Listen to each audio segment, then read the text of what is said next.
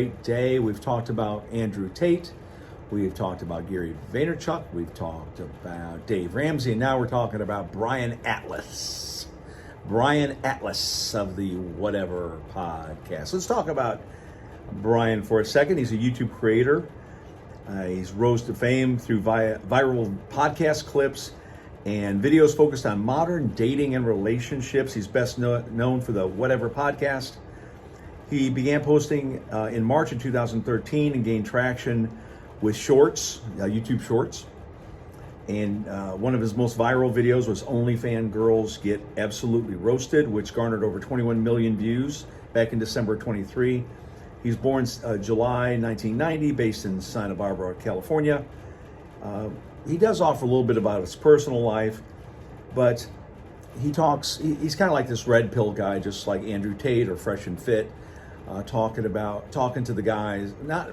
He's talking to the guys through the podcast, but he mostly has females on there, scantily clad, and they may be OnlyFans girls. They may be,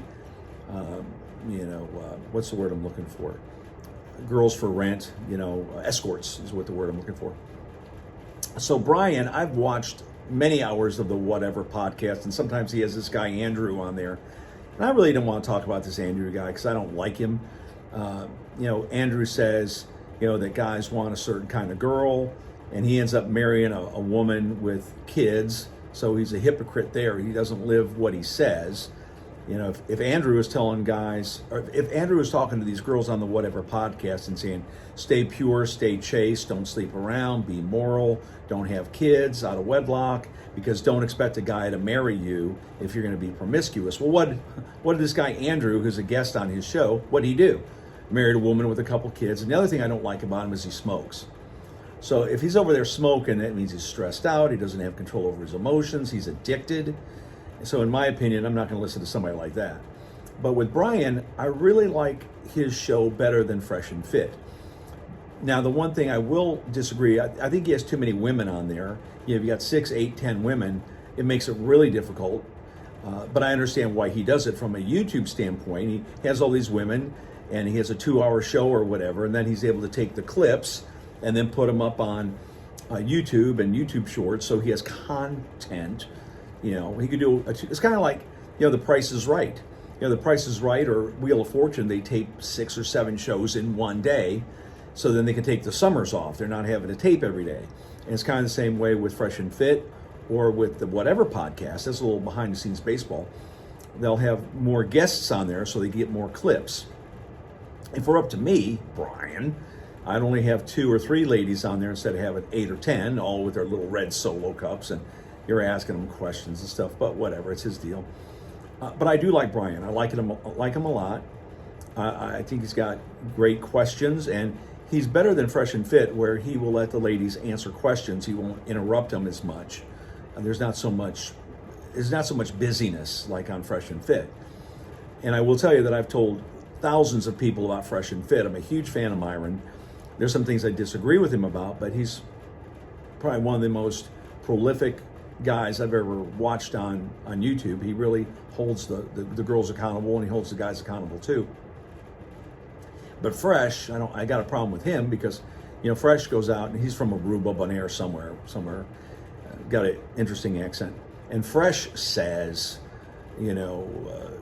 guys, stay straight and all this stuff, and he ends up getting a girl pregnant and telling her to take a plan B so she has an abortion because he didn't want kids. Not a big, number one, he's a hypocrite. He's out there sleeping around.